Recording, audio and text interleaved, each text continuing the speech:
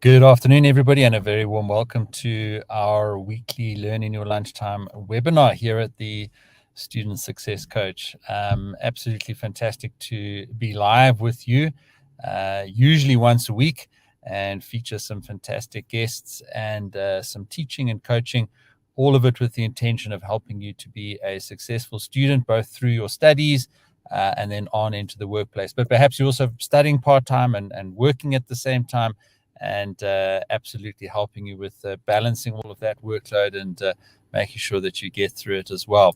So this afternoon we have Tracey Ashington, who is a student success coach in our community and does a lot of amazing work with many people looking for career advice. She's worked around the world in graduate recruitment and has really seen everything from both sides in terms of early stage career professionals coming into the workplace and being successful.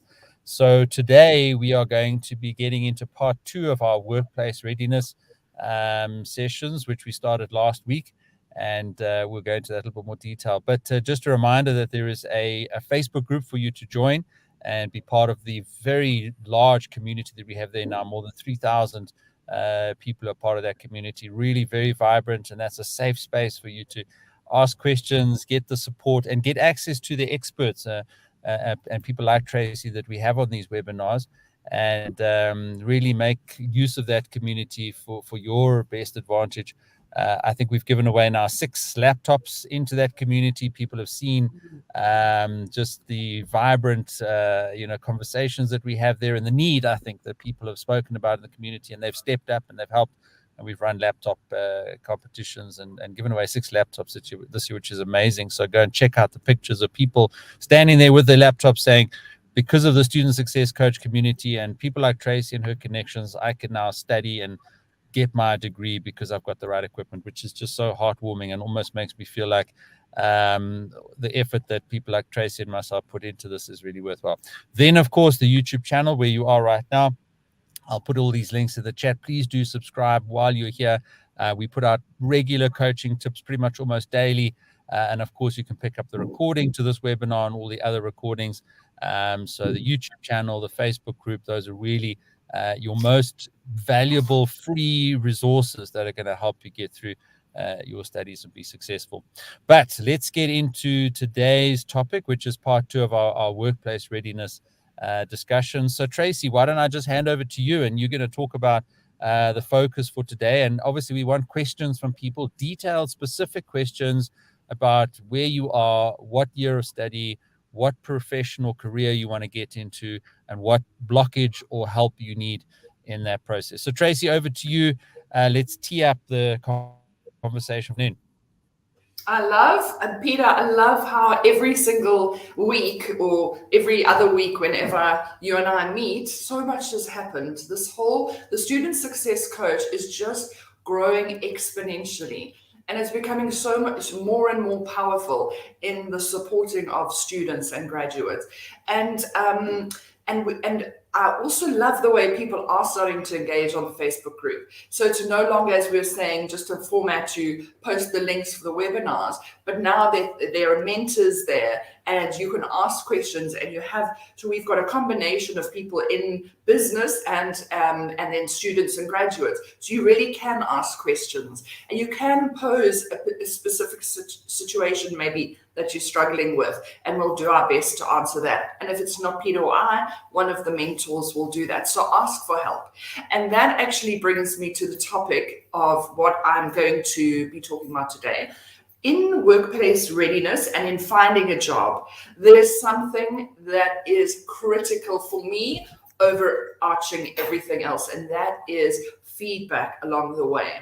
And so while we talk about going through the application process and, following step by step, there are several touch points where you can be asking for feedback, and I'll teach you how to do it. And that's going to make a big difference to your process. Now, I would love, as Peter said, I love it when you guys put your what you're studying, where you're studying, what year of study you're in. So pop it into the chat, into the comments. That would be good. And then the other thing is, And Pete, we'll try and stay on top of them because sometimes we end up chatting, we can't get to all the questions.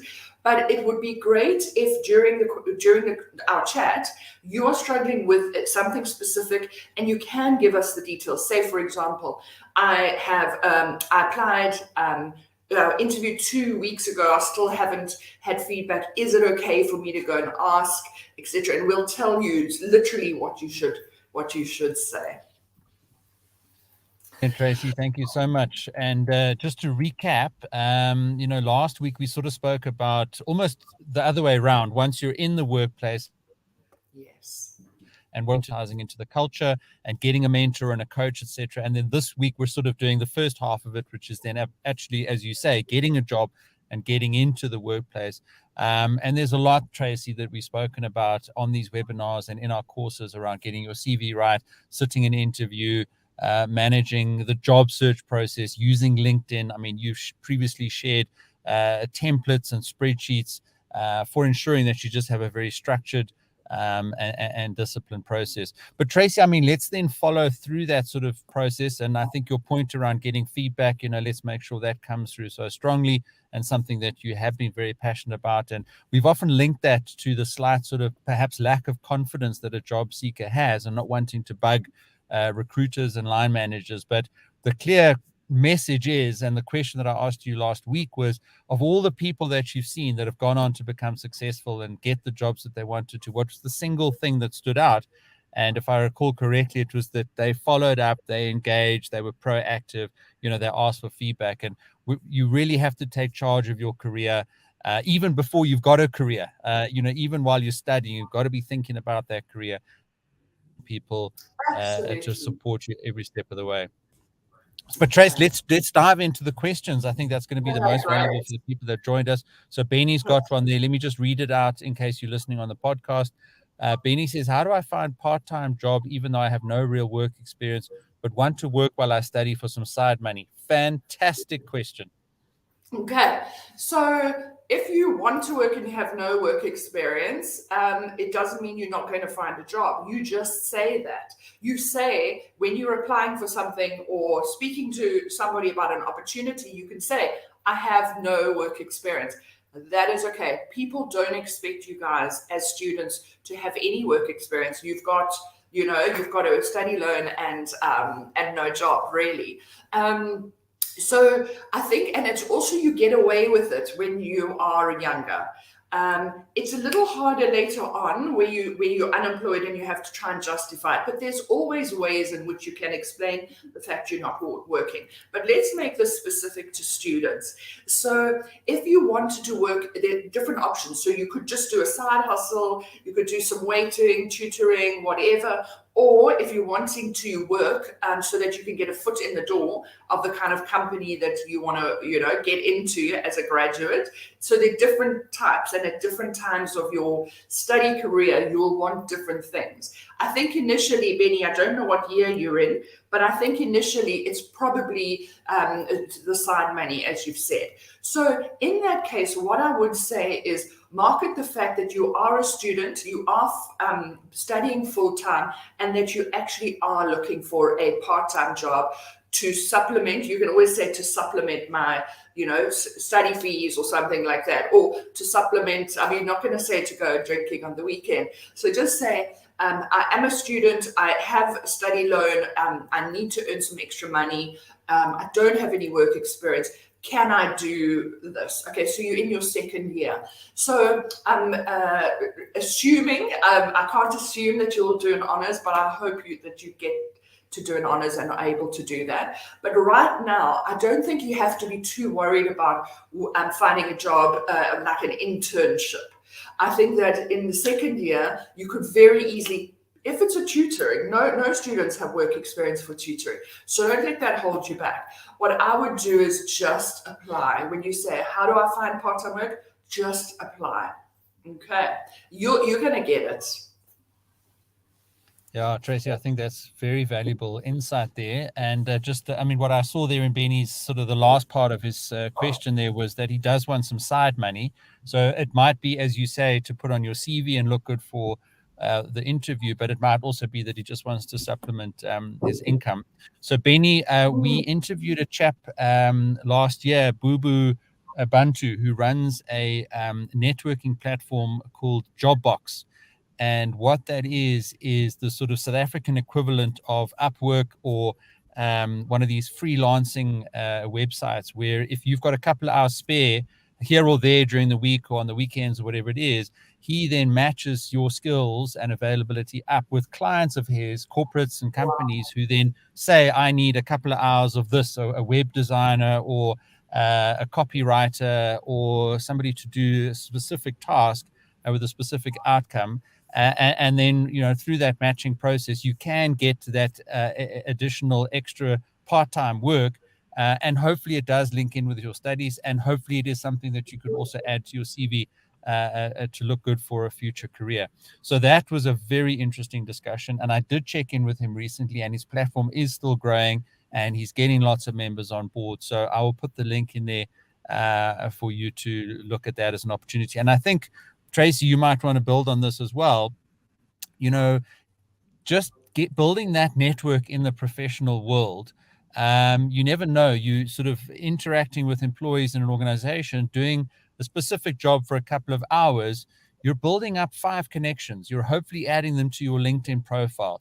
And then bit by bit, hour by hour, job by job, you're building your LinkedIn network. And that's something that we teach you in the LinkedIn masterclass, is that network that you have on LinkedIn is like a gold mine for exploring when you are in that position of looking for a job. And whether it's to look for opportunities or to get insights about a company that you have maybe been asked to go for an interview about, and you want to do some research, or you've got an offer and you want to check that it's the right company to go into.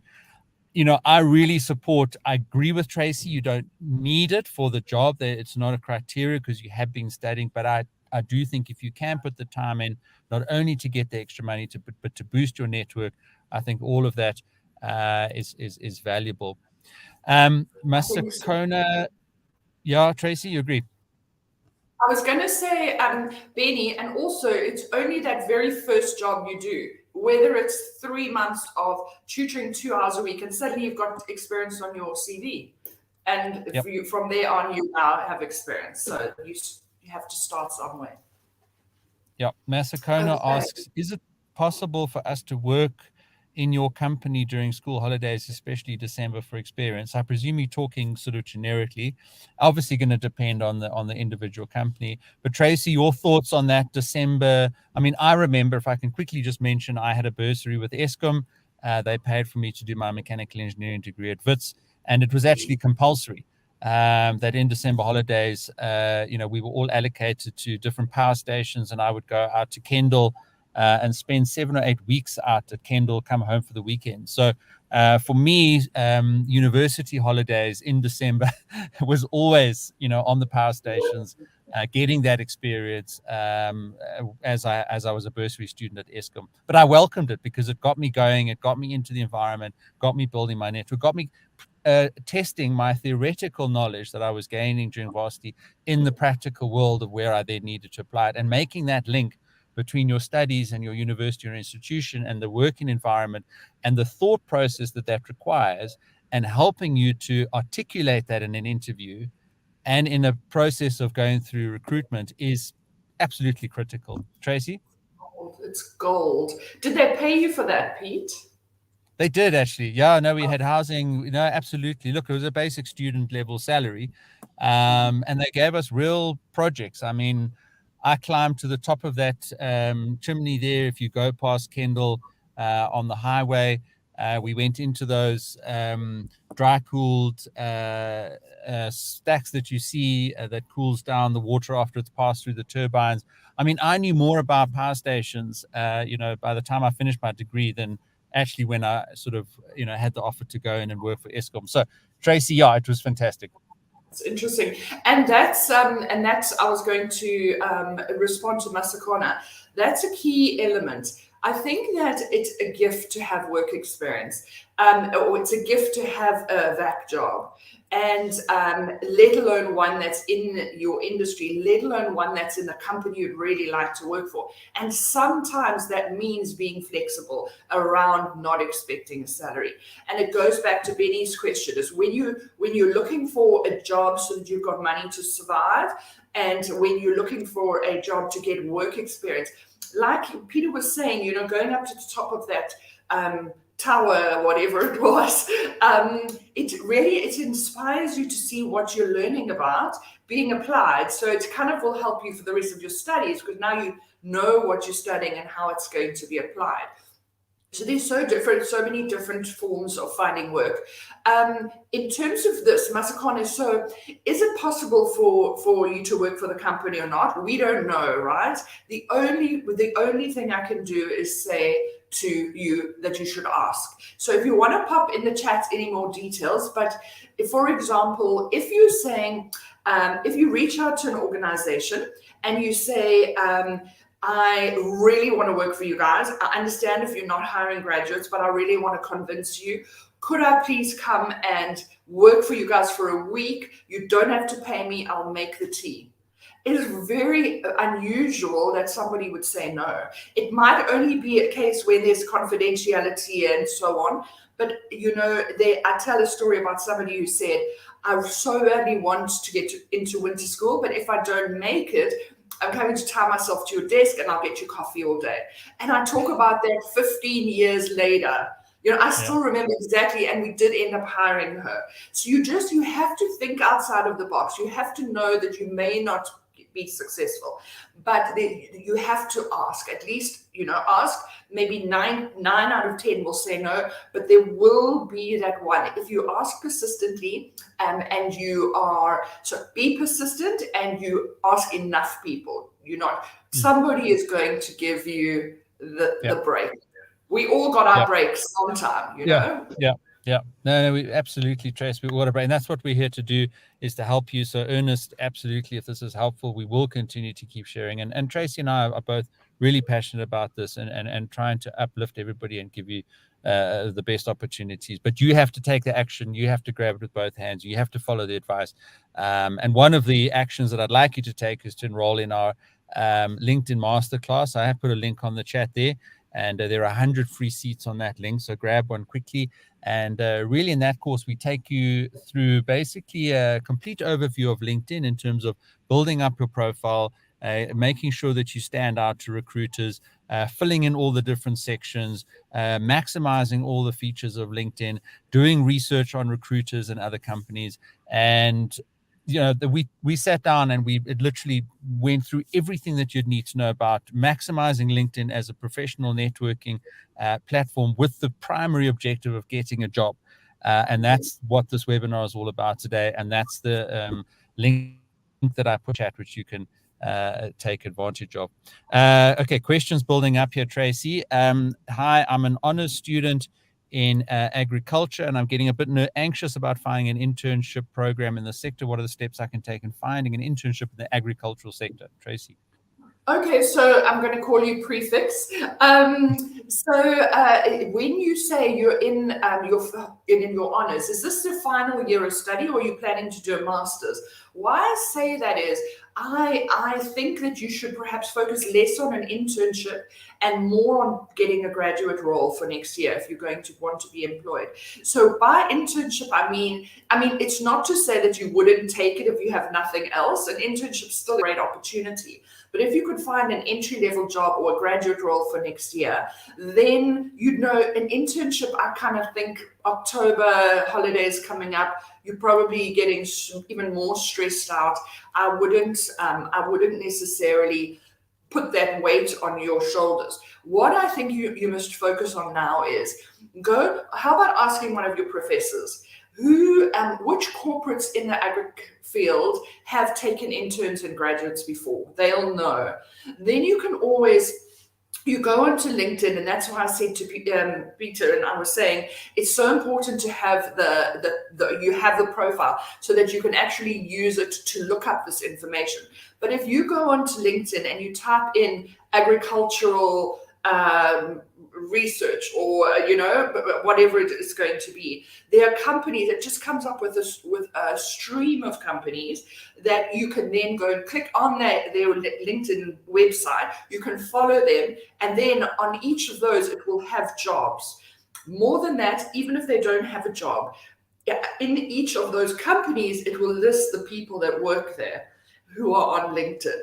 And it's absolutely perfect. You hit message, pop a message into the inbox, say, I am an honors student in agriculture. I'm looking for a graduate role. In the interim, would you be open to a call to give me some advice or tell me a little bit about your company, or give me some advice as to how to apply? It's scary to go to somebody senior on LinkedIn. Just reach out to them and it's going to be very daunting. But if you'll be able to see on LinkedIn if they have graduates. You will see if they have graduates and interns in the organization. And it's really easy to just inbox them and say, you were here 2 years ago. You know what it's like. I need a foot in the door, or give me some tips and tricks. So it's all, remember what I said about feedback? It's perhaps better phrased as communication, right? So all of these things, it's a case of you have to reach out. It's your job. They're not necessarily going to come out on campus. Maybe they don't even want somebody. You have to convince them to do it. And that's why I say, by reaching out on LinkedIn, you reach out to 15, you may get 3 people respond, but I'm telling you, that's how people are finding jobs these days, doing something different. Yep. And I would like to add my offer of help to Prefix. I have a colleague at work who has a farm just south of Johannesburg. It's a good 20, 30 hectares, I think. And he runs it as a farm, as a side hustle. And I think he's very well connected in the farming industry. He was telling me the other day about how he, actually delivers his vegetables at the Johannesburg market early in the morning and then heads into the bank for a day's work. And I'm 100% certain that at least just a conversation with him would be useful. And he might even want you to come and help out on his farm and help him, build up his business and potentially as a student, you'd be willing to do that in exchange for the experience. So Prefix, get hold of me in the Facebook group. I put the link there. You have to take action. You have to DM me in the Facebook group. I answer my Facebook DMs. And as I also often offer 30-minute coaching calls, also I do for free. But I often connect you with somebody then to go and get the assistance that you need. Okay, Tracey, let's move on. Nicholas Jabert says, I'm in my final year of honors for communication management. I have extensive work experience. Which platform is best to find work? I found that PNet does not work that well for me. Tracey, we might have a platform that we're aware of. Yeah, we're actually talking, as you might have seen yesterday on the Facebook group I posted. Peter and I had such a great meeting yesterday with the founder of Leaply. And a lot of you guys will know Leaply because if you're applying, say, for example, ABSA, they all use the Leaply platform. But for me, I personally, everyone's going to have, remember, like a CV, everyone's got a view. Everyone's going to have a view on what the best platforms are. And I personally am finding LinkedIn is the way to go. And it's so interesting, until about 4 years ago, I refused to have a LinkedIn profile. I was a recruiter in a team where everyone else was working with LinkedIn. And I was like, no, I'm not doing it. It's like social media. Everyone's going to start reaching out for jobs. But in fact, I use it. If I look at my screen right now, it's one of my tabs that is open. I use it all day to find out information. Now, what the other thing is, I'm finding that people are going digital with their CVs, and I do think CVs will be a thing of the past. I do think that LinkedIn is going to be your CV, and it's out there for people to engage with you and see and consider for jobs and so many other things. So if there's anything I can urge you to do, it is Leaply. The other, I'm just trying to think of other platforms. So I'm going to tell you something now. I don't think that you should consider a platform per se the way to find a job. I think the platform should be to find out about the job and yes, maybe apply. But I also want you guys to then find out who the recruiter is. Somebody else asked the question as well, who the recruiter is at that company, and email them as well. Because when you go via Leaply or Career Junction, you're screened by an algorithm. You don't know if a human being even sees your CV. Whereas if you've got to follow the certain steps that are required, but then you supplement it with an email to the company and to the HR or something. Like I said, you reach out to one of the other graduates, and I think that is the most powerful platform to find a job. And Tracey, while I've been talking, I've just had the Leaply website up on the screen, and I certainly really love their manifesto, and I sort of had their value proposition up on the screen just now. So maybe let's just quickly jump back to their homepage, and you can see there that what they certainly offer is that you can discover graduate jobs, you can discover vacation work, you can discover volunteering opportunities. You can discover events. So we met with the founder yesterday. Tracey knows him very well, and we're certainly looking to see if Leaply can become a lot more active in the student success coach community for exactly this purpose, that if you can get access to a platform, either to use their features or to research opportunities, that's certainly some valuable action that you can take.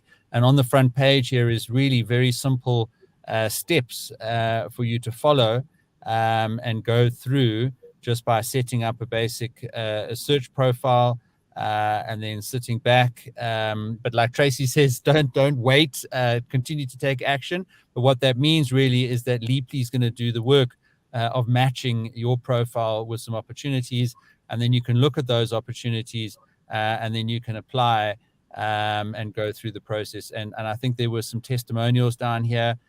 So Capitec Bank Graduate Development Program. Then there was one from ABSA's Industrial Psychology Internship. So I think the question was about internships. The Chemical Engineering Graduate Development Program. I think one of the questions, and let's maybe just put that up on the screen now, was about somebody looking for assistance. Chemical, exactly. Yeah, let's just pop that up, because I think one of the things that people don't realize is that banks, I mean, I'm an engineer, I'm a mechanical engineer, studied at WITS, as I said, with a bursary at Eskom, and I have been working in banks for 20 years, right? So Tracey, maybe just again, as you have a number of times, make the link between, what you learn as an engineer and the value of those skills, and that way of thinking that banking, recruiting, and line managers are looking for. If you want to stay in engineering, obviously that you need to think about. But if you're open to other career paths, that's something to think about. Tracey. Yes. So in actual fact, something that we've talked about quite a lot recently is how many engineers are landing up in banking. And in fact, I think the banking or the financial institutions love engineers because of the way in which you guys think, that you're generally strong at math and you're very logical and you're a problem solver. So banks are very keen on hiring. And I don't want to get you away from engineering, but on the off chance that during a VAC you've been on a plant or whatever and said, no, this is not for me.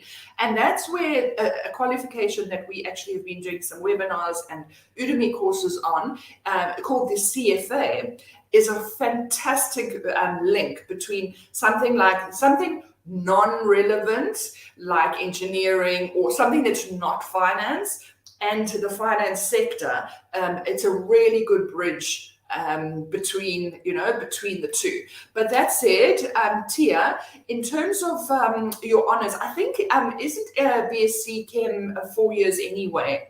The advice that I would give you again is, I say personally, I would love you guys to get the opportunity and hope and pray that you do to get post-grad. Maybe not straight away, maybe even a little bit later, once you started working, once you are able to save up some money, etc. But it's not essential. There's going to be times when you could get, you could say, I've actually had enough, or you guys have responsibilities at home and you need to start to be earning to help your families, etc. So don't feel pressure around that. And then if you are in your final year, okay, it's just 3 years, I see that. So you're going to go about it much the same. You're going to approach a job search like a project. You're going to identify 10 companies you want to work for. You're going to research the companies. You're going to follow them, like I said, on LinkedIn. You're going to check out the jobs. You're going to sign up on their your job portal. You're going to go and find people in the business and start reaching out to them. And that's how you get a job. It's not, guys, it's not sitting at your computer and as you get an alert for a certain job, click, and off it goes. And you say, I've applied for 100 jobs and I haven't got one of them. And meantime, no one has even seen your CV. Human eyes haven't seen it. You've got to find a way of standing out and being more than just a CV. And somebody asked earlier, Pete, they said, how do you stand out? And it is very much the people that over the 20 years that I've been recruiting students and graduates, it's the people who have done something to reach out, to stand out, that I've noticed that have turned into the jobs. Obviously, you're gonna, graduate recruiters are going to be going through loads of CVs and they're going to be hiring, but so often they may miss someone. Or, I know a great story actually. There was a guy who was at UCT. And he had a bursary, and things were tough at home. So he had a lot of personal challenges that impacted his marks. And when we could only hire about, 15 people. So, and obviously marks holds a lot of weight. You're a student. And when we screened him, we actually declined him. I declined him. And he wrote the most amazing letter afterwards asking us to reconsider. And he kind of told us a life story. And through that email, I just saw something in that kid. And I'm telling you, we gave him an opportunity. He flew at Rand Merchant Bank as a banker. And then he, now working internationally, just finished his MBA at London Business School, young guy from, it's the most amazing example of saying, reach out, make yourself noticed. The job is going to come if you're just, if you're just energetic enough about it.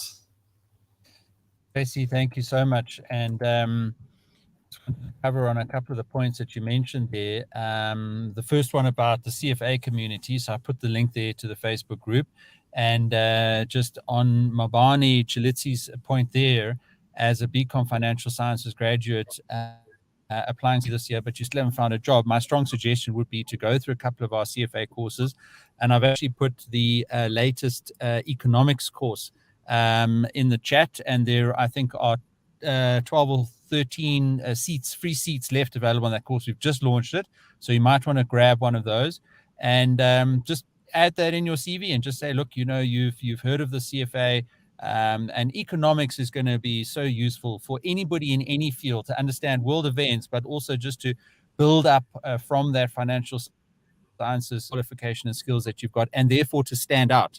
So while Udemy courses are not necessarily accredited, it gives you real practical skills that often just make the difference between other candidates, and is a talking point in an interview, and is both often a substantial skill in a specific area that can help you solve problems and help you achieve things or save time, or learn about other related areas to your primary vocation. So just following up on Tracey's points, there are a couple of actions that you can take. And of course, the CFA community is a group of like-minded people, mostly going through the CFA exams, and that's a very stressful process. There are 3 levels to that. We've had Jean Berger on a webinar previously, and you really need that community of support to really encourage you and keep you going day by day, week by week, to get through the CFA. So if you are thinking about doing a CFA, And what John was saying and was so interesting was that it's that sort of international gold standard finance passport, if you like, that independently of whichever university you've gone to, from New York to Shanghai, they all understand a CFA as a industry level finance qualification. So if you really run out of road, Mabani, the CFA is actually not an expensive qualification to apply for.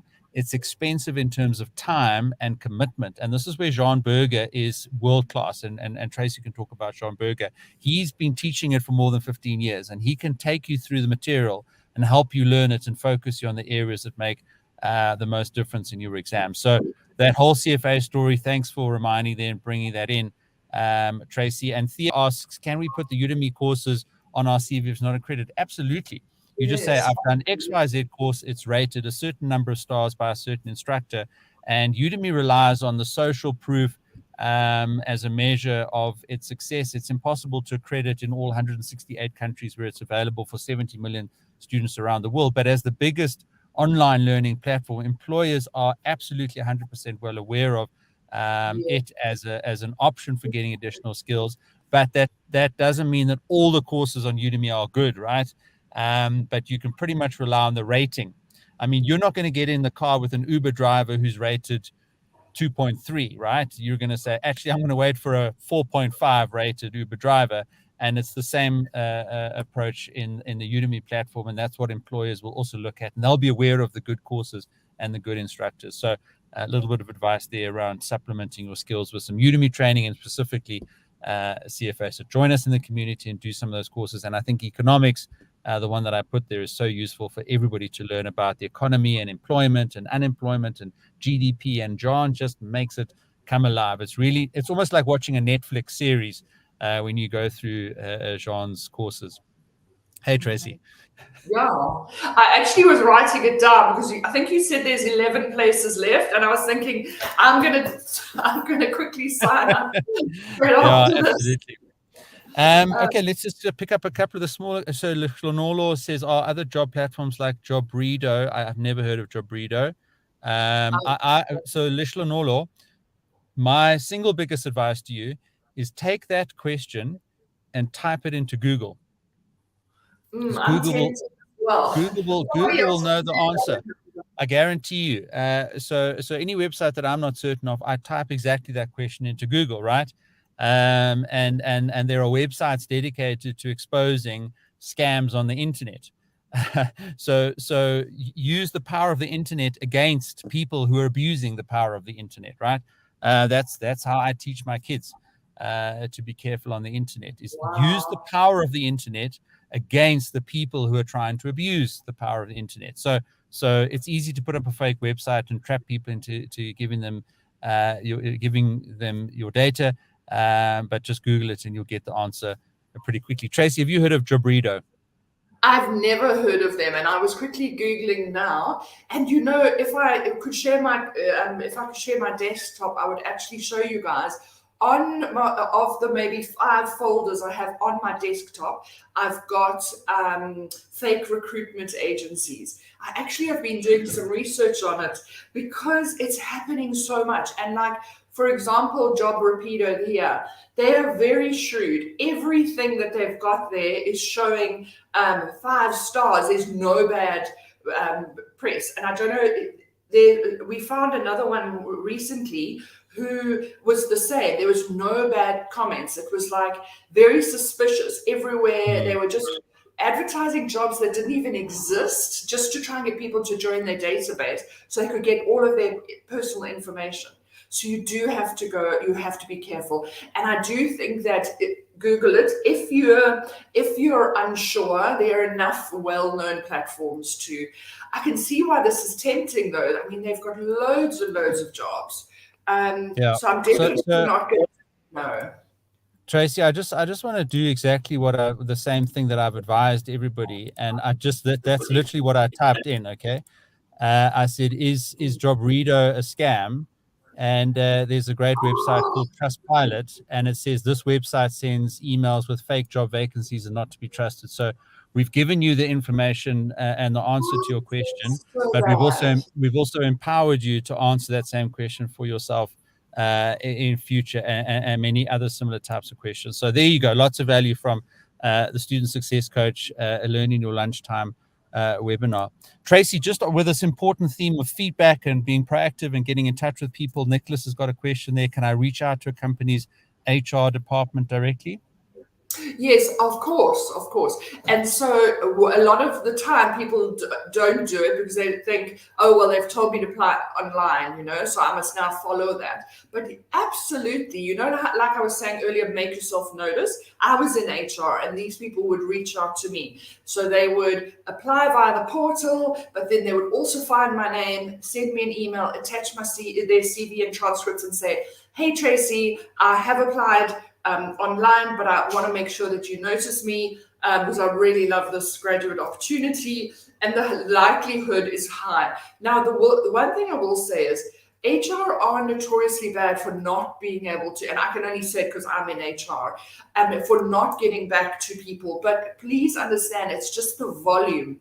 So if we are screening 3,000 people for 15 graduate roles, for example, I mean, I don't want to scare you. I'm kind of trying to build up a story here, but it can get very overwhelming having to get back to people with specifics. So we often are quite generic. And that's why I like the idea of you guys doing a bit of research about the company and finding people that work in the organization. It's completely fine to reach out to someone who's doing what you would like to do at the company you'd like to work for and saying to them, I would love a foot in the door. Even if they redirect you back to HR, at least they're referring you to HR, and HR is going to be therefore even more inclined to get back to you. Yeah, Tracey, powerful, man. And what I just wanted to do was very quickly then jump onto Rowan's question here, and to just share this video that I put together, which actually answers your exact question, right? So what are the bursaries in South Africa? And there's a very good website on that topic. And let me just see if I can get that video going. Oh, it's got some adverts here.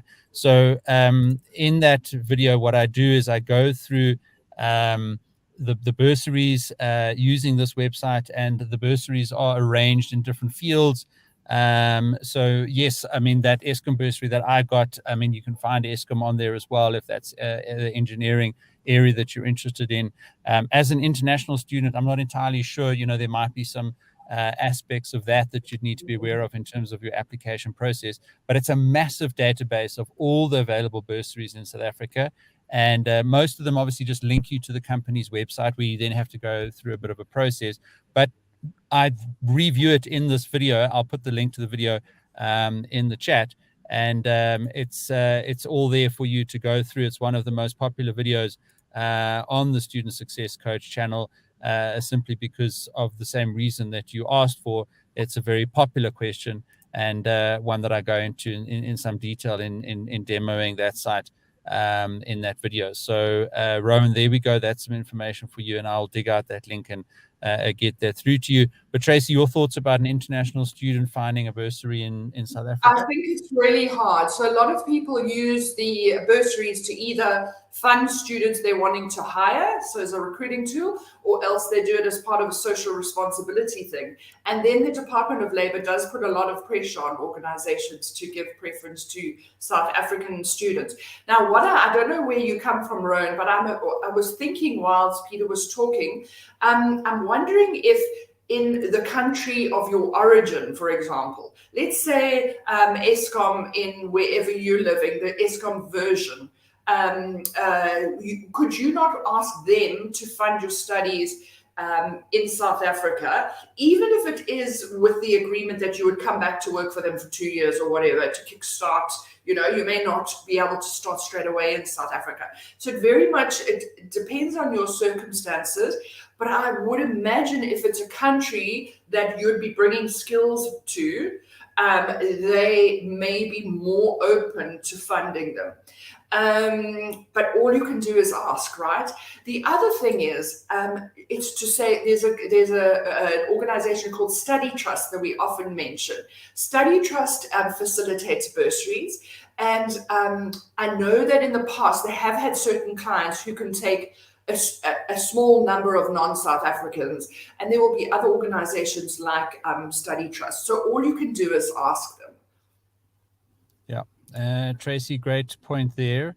Let's just jump to Nsako's question. Is it true that one applies for a job on the days leading up to the closing date? The company would have already chosen the people they want to invite to an interview who applied early. So in the course, the LinkedIn Masterclass, we talk about the stats of people who get jobs that use LinkedIn and apply through the job postings on LinkedIn. And LinkedIn, because they're such a big platform, have harvested that data and analyzed it. What they found was a very high percentage of jobs going to people who apply within 24 hours of that job being posted. So the point that I want to make in responding to your question is use the power of the platform.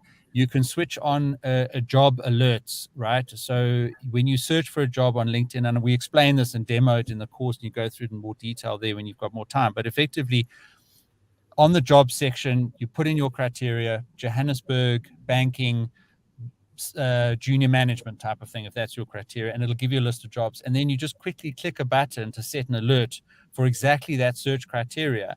And then how often you want to get an alert for that every day in your inbox, on the app, etc. And the point that I'm making is you should be monitoring that alert then. And as soon as a new job is posted, try and be one of the first people to send in a job application, because it's actually so what you're saying is applying close to the closing date, the chance is reducing, right, as the time goes on. So it's always better to apply soon after the job posting is available. And you can achieve that by switching on your job alerts using the power of LinkedIn.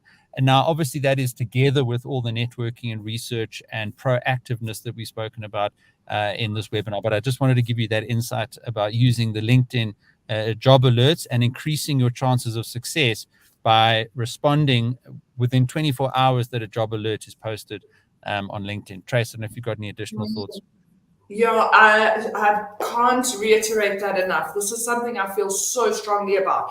As having always mostly been in grad recruitment, it means that we have a certain period that we are recruiting, and there will be a start date and an end date. And even though we say this is the cutoff date, if we've reached that, so I tell you this, what we always find is everyone waits until the last minute, and then the system goes down, and then you're just drowning in kind of CVs. The recruiters are going to obviously do the best they can, but so much better to get it in earlier. Again, it's that whole thing about being noticed. And it's also like, why would you wait? If you know that the applications are open, get in. We would say that there was a start and end date, but we would actually start interviewing, even screening and doing interviews way before. We would start actually interviewing from March, and the cutoff date was end of June. Guys, get up there as soon as they open the portals. Yeah, so we're saying the same thing. I mean, just be proactive, because you guys have, as a recruiter, has got processes, and I'm saying, and as an applicant, you just increase your chances based on the patterns and the trends that LinkedIn sees on its data. A couple of questions here. Then Asindiswe says, what advice can you give a BA admin honors in public management administration who wants a job in public sector? I would say it's much the same, actually. And if you can get a job in public sector, you'll get some great experience. And it's popular these days. I think it's been interesting. A few of the people that I'm coaching recently are sort of applying to public sector. What I will say is that there are a lot of people wanting to work there, and there are great backlogs. And so the processes the recruitment processes are rigorous, and they are slow. So even more reason to be reaching out to someone. If you can get a referral, their systems, I would hate to see what they look like. They have just this everyone who wants to work for for government is on there from a wide range of backgrounds. So you can easily get choked up in that. So even more so, reach out to somebody in that department and see if they can kind of give you some advice. Yeah, that's great, Tracey. Thank you very much for that. Then there was a question from Tinjiwe. Good day. Is there such a thing as the correct format for CVs, Tracey? So I always say this if you take, you go to 100 different recruiters and say, what's a perfect CV? Chances are you'll get 100 different answers. So I don't think that there's a perfect, I know what I think works well, what works for me, what I think is the perfect CV, but I can't say what's right for you. That said, we have done a Udemy course on CVs, and I have also shared a template that I think works really well. And I think you just got to listen to all the different info and then work out what works for you. And, and then you go with that. I definitely think less pages, one page if you can. Make sure that your contact details are really, really clear, and then add some detail underneath your studies, add some subjects and things to build it up a bit, because you don't have work experience yet, so it's kind of hard to fill a CV. Yep, good point there, Tracey. So I put the link to that course in the chat, and that is also free. There are still quite a few seats on that course, and the template that you mentioned, Tracey, is actually inside that course, right? So we add that as a download, and then we offer you to submit. Through the course, we actually get you to update your CV with all the different sections that Tracey teaches, so that by the time you get to the end of the lesson, you've actually have an output of doing the course and spending the time on the lessons, and then you can actually even submit that CV in, and Tracey logs in every now and again to check who has submitted it as an assignment, and will possibly give you some feedback. But I've also put Tracey's website in the chat, so you can get a hold of her and have a consultation and invest some time in her professional services to have a look at your CV and maybe do a mock interview as well. There was a question about SA students or international. We cater for a global audience, so our courses have gone to students around the world. But we do find that because we advertise these webinars through South African universities, the bulk of people that do attend the live sessions are South African. But we will always aim to answer questions that are relevant to your specific context. And we get this question very often of international students wanting to come here. And then, as Tracey's correctly said, the challenge that we have around, the government's rules and regulations and employers' preferences or otherwise for international students. But equally, there are many great examples of international students who have come here and made a success of it. And we believe that diversity and a multitude of backgrounds and countries and ways of thinking and doing things is essential to corporate success. So I always welcome different backgrounds and different countries and different languages. That only strengthens a working environment, but different employers will have different rules and regulations in terms of the paperwork. Okay. Tracey, we've got sort of 6-7 minutes left. Anything that we haven't covered yet that you think might be useful? Just fantastic feedback. It's a real pleasure. Rowan says, thanks for that. Nicholas says, thanks for clearing that up. Robbie says, agreed. Absolute Zero says, thank you for sharing this useful information with us. Yeah, it's great. I'll put all the links. I'll put all the links in the chat to take action and join us in the community and subscribe to us on the YouTube channel. Tracey, anything you think that we didn't quite get to that you wanted to emphasize in terms of finding a job in 2022? So approach it, as I said earlier, as a project. Start with, get your CV ready, save it on your desktop. Scan your transcripts, or else get the electronic version, save it on your desktop. Create folders of the 10 companies or the 5 companies you want to work for on your desktop. And Peter, you're in IT, so you're probably thinking on your desktop, but you know what I mean? Somewhere where it's easily accessible. You're going to do some research on those companies. You're going to sign up on LinkedIn. You're going to follow them. You're going to search for jobs. You're going to sign up on places like Leaply, etc. So everything's then set up for you. And that's when you start to apply. Once you apply, ask for feedback every step of the way. So before applying, you can contact the HR and say, I see I've got to apply on the website. Is there anything else I can do? Once you've applied, if you don't get a response, or even if you do, even if you get an automated response, go back to HR, just confirming that my CV's been received. I don't care if you're rashing them. You need a job. You've got to rash them. I'm giving you permission. Did you get my CV? A little bit later, when can I expect feedback? People, they're maybe not thinking to give you the feedback. It's not that they don't want you. They've just got caught up in their day. Once you, after a certain period of time, you could say, even if they say to you, if you haven't heard from us in a few weeks, consider yourself declined. No, you need to know. So go back to them and say, could you please give me some feedback? If they invite you for an interview, go back to them and confirm, who will I be meeting with? Is it a panel interview? What should I prepare after the interview? Thank you very much for the interview. When can I expect feedback? I want you to stay on top of it. Please take control of your career every step of the way. Don't wait for anyone else. Don't make assumptions. No, by knowing is so powerful. I can't tell you how many people tell me that they have been declined from all those companies that, in fact, we don't know. They've just never heard back, and they've assumed the worst. That's heartbreaking. Yeah, Tracey, I mean, I think that advice is absolutely golden. So people that have joined us today, hopefully you have sort of renewed focus on treating your job search process as a project, as you explained.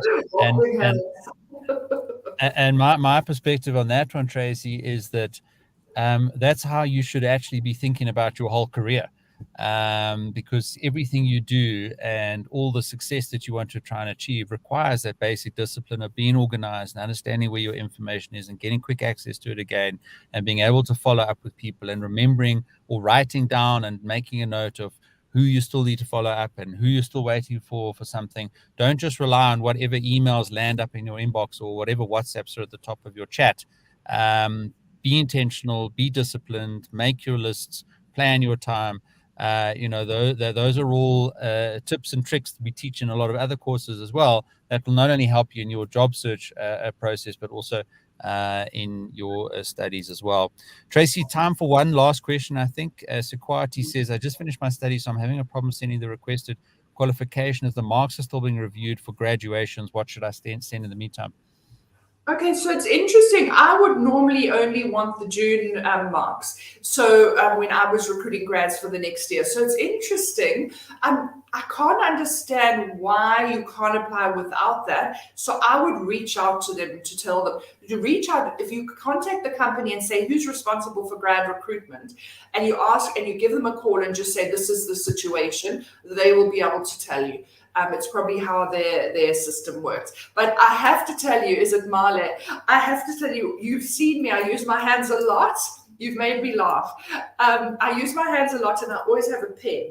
And I chew it and look, and you told me to wash my hands because you can obviously see the marks. And you see, that's the perfect example. You've stood out by engaging with me, by doing something just a little bit different. And you see, perfect example. Do something different to catch the recruiter's eyes, and you're halfway there. Yeah. Okay, brilliant. Great example there, Tracey. And then I'll pick up on this one. Is it advisable to copy and paste a cover letter from Google? I think it's not a bad thing to research the format and the layout and what other people have done in their cover letters. But the cover letter is your kind of golden opportunity to capture the 10 or 15 seconds that a recruiter is required. They may not even look at your CV, but they will certainly look at, I would say, the first two or three sentences or paragraph of your cover letter. So, I mean, it's like the abstract of your final report, or it's like the trailer of the movie.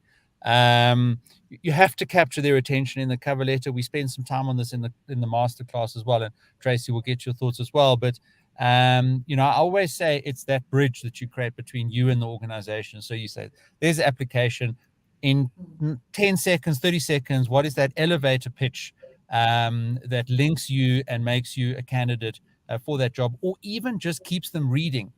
You don't have to Yes. convince them in the first paragraph. Just say, in this cover letter, I'm going to explain why I'm a good candidate. And then you explain more. And then in the rest of the cover letter, you say, in the rest of my CV, I'd like to highlight this, this, and this is very useful. So you just keep them going from one thing to the next. It's just the rule of continuity is keeping them interested in you, keeping them on your stuff, keeping them on your cover letter, your CV, your information. Tracey? Absolutely. So I find cover letters so tedious. I so rarely give them the attention they deserve. But I find like they're a repeat of the CV. So you're just basically churning out in the cover letter what you've done, and yes, a little bit of why you're applicable. But the cover letters I love are the ones that catch my interest in the beginning. So instead of saying, I am a BA administration, say, I have wanted to be an engineer since I used to take toasters apart when I was 3 years old and drive my mom insane. You see, that's something really catchy. And straight away, they're going to want to know more about the story. So tell them a little bit more about you than just what your CV can be your document of information. And then your letter can be, I call it an introductory letter, can be telling them just a little bit about you that makes them want to look at your CV. Yeah. And I think Luistas, who was actually on our webinar a couple of months ago, talking about the success mindset, I've got his comment up there on the screen, and he says that absolutely, building on what we've said, Tracey, adapt what others have written, get inspiration from sites and where you can get that information, but then edit it and fit it to your purpose and make it yours. So, Luistas, thank you for that. Go and check out the interview with Luistas on the YouTube channel. That was a powerful session that we had. Luistas has got a book about the success mindset. He's got a course about the mindset, and even just that webinar is going to get you fired up to be successful and have a successful mindset about finding a job in 2022. So, Tracey, thank you. Thanks to everyone for joining us today. It has been a great session. I've really enjoyed it. So happy Friday afternoon, happy weekend. Cheers, Tracey. Bye. Thanks for having me.